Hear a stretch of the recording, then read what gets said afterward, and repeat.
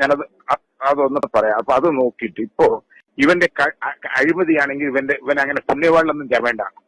എന്താ വെച്ചാല് ശ്രദ്ധിച്ച് കേട്ടോ, എന്നാലേ മനസ്സിലാവുള്ളൂ. തോട്ടപ്പള്ളി സ്പിൽവേ ഇവനെന്താ തുറക്കാതിരുന്നു? 1 മാസം മുമ്പ് തുറക്കേണ്ടതാണ്. എക്സിക്യൂട്ടീവ് എഞ്ചിനീയർ തുറക്കണം എന്ന് ആവശ്യപ്പെട്ടും തുറക്കണ്ട പറഞ്ഞു. എന്താ കാരണം അറിയോ? അത് തുറന്നാൽ അതിന്റെ താഴെയുള്ള മണൽത്തിട്ടുണ്ട്. ആ മണൽത്തിട്ട് വെള്ളം കൊണ്ടുപോകും. ആ മണൽത്തിട്ടിന്റെ കരാർ എടുത്തിരിക്കുന്നത് മേരി മാതാവ് പറഞ്ഞ കോൺട്രാക്ടറാണ്. അവന് കൊടുത്തിരിക്കുന്നത് വെറും ക്യൂബിക് ഫീറ്റിന് 62 റുപ്പിക്കാണ്. അത് അവൻ മറിച്ച് വിറ്റ അപ്പൊ 2000 റുപ്യ കിട്ടും. അവിടെ ഒന്നും ചെയ്യാണ്ട് അതിന് എത്ര റുപ്യ കിട്ടും? എല്ലാ ചെലവും കഴിഞ്ഞ് ഒരു 300 കോടിയെങ്കിലും കിട്ടും. 500 കോടിന് വിൽക്കും, 300 കോടിന് കിട്ടും. അവന് വേണ്ടിയാണ് തുറക്കാണ്ടായത്. അതാണ് നിന്റെ ജോഷി പറഞ്ഞ ചീഫ് എഞ്ചിനീയറും നമ്മുടെ കളിച്ചിരിക്കുന്നത് ജോർജ് തോമസിന്റെ പെങ്ങളും മാത്യുട്ടിയും കൂടി ഇരുന്ന് ആലോചിച്ചിട്ടാണ് പണിയൊക്കെ ചെയ്തത്. അഴിമതി നടന്നു. അവന്റെ പുണ്യവാനൊക്കെ ഉണ്ടല്ലോ. ഒന്ന്. രണ്ടാമത്തത്, ഇനി അവൻ അങ്ങനെ പുണ്യവാനൊന്നും വേണ്ട. പറയാം, മണിയാറ് പറഞ്ഞ പ്രോജക്റ്റ് ഉണ്ട് അവിടെ പമ്പയുടെ മുകളില്. അത് ഇറിഗേഷന്റെ പ്രോജക്റ്റാണ്. അതിന്റെ മുകളിൽ 2 ഇലക്ട്രിസിറ്റിയുടെ പ്രോജക്റ്റ് ഉണ്ട്. ആ പ്രോജക്റ്റിൽ കറണ്ട് എടുക്കുന്നത് പ്രൈവറ്റ് കമ്പനിയാണ്. കാർബൺ ഒന്ന്, വേറെ 2 സ്വകാര്യ തമിഴന്മാരുമാണ് എടുക്കുന്നത്.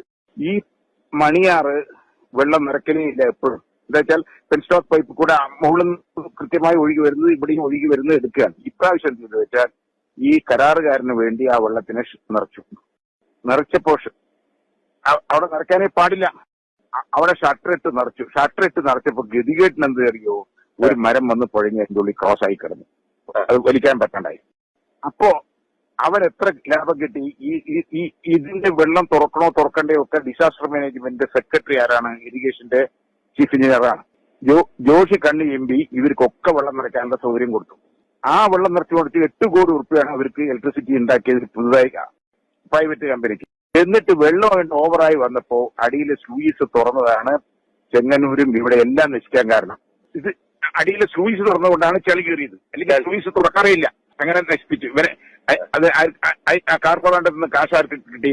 2. മൂന്നാമത്തെ കേസ് കിട്ടിയ പറമ്പിക്കുളം തൂണക്കടവ് ഷോളയാറ് ഇതൊക്കെ നമ്മളാണ് ഇറിഗേഷന്റെ ഇപ്രാവശ്യത്തെ ചെയർമാൻ. ഒരു കൊല്ലം നമ്മളും ഒരു കൊല്ലം അവരുമാണ്. തമിഴ്നാട് ഒരു കൊല്ലം നമ്മൾ ഒരു കൊല്ലം. ഇക്കെല്ലാം നമ്മളാണ്. ജോഷിയാണ് ചെയർമാൻ. വെള്ളം എപ്പോ തുറക്കണ്ട തീരുമാനിക്കേണ്ടത് ജോഷിയാണ്. അപ്പൊ ആ വെള്ളം തമിഴ്നാട് കൊണ്ടുപോകാതെ ആ വെള്ളം മുഴുവൻ കേരളത്തിലേക്ക് തുറന്നു വിടാൻ ഇവൻ കൂട്ടുനിന്നു. എന്താ വെച്ചാൽ ശ്രദ്ധിച്ചോ 1400 ക്യൂസെക്സ് വെള്ളം കൊണ്ടുപോകാൻ കൊണ്ടൂർ കനാലിൽ കൂടെ തമിഴ്നാട് കൊണ്ടുപോകാനുള്ള കപ്പാസിറ്റി ഉണ്ട്. 800 കൊണ്ടുപോയുള്ളൂ. 35 മെഗാവാട്ട് അവിടെ ഇലക്ട്രിസിറ്റി ഉത്പാദിപ്പിക്കേണ്ട അവിടെ 20 മെഗാവാട്ടേ ഉത്പാദിപ്പിച്ചു. എന്താ കാരണം? അവിടെ 100-200 കോടി റുപ്യയുടെ വർക്ക് നടക്കുന്നുണ്ട് ഇവിടെ തമിഴ്നാട്ടിൽ. ഈ വെള്ളം പോയാൽ ആ വർക്കിനെ മുഴുവൻ വയ്ക്കുക. ആ കരാറുകാരനാണ് ഇതിൽ വന്ന് കണ്ടത്. ആ കരാറുകാരൻ ജോഷിനെ കണ്ട് ഇവർക്ക് ഒരു വീതം കൊടുത്തപ്പോ ആ വെള്ളത്തിന് എന്ത് ചെയ്തു? പെരിങ്ങൽകുത്തിലേക്ക് തുറന്നു വിട്ടു. ചാലക്കുടി പുഴപ്പും അങ്ങനെയാണ് ചാലക്കുടി പുഴ മുഴുവൻ പോയത്. മനസ്സിലായില്ലേ? പുണ്യവാളൻ കാശ് ഞാൻ വലിയ ആദർശവാനാണ് പറയണ്ടല്ലോ. ഇത് എത്ര കോടി റുപ്യ ഉണ്ടാക്കിണ്ടാവും? ഇതാണ് പരിശുദ്ധനായ ആളുടെ കഥ.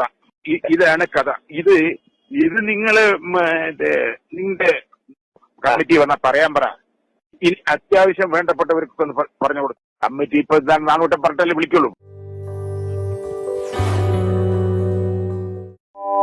കൂടുതൽ വാർത്തകളും വിശേഷങ്ങളും നിങ്ങൾക്ക് ലഭിക്കാൻ കേരളീയം ന്യൂസ് സബ്സ്ക്രൈബ് ചെയ്യുക. കൂടെ ബെൽ ബട്ടണും അമർത്തുക.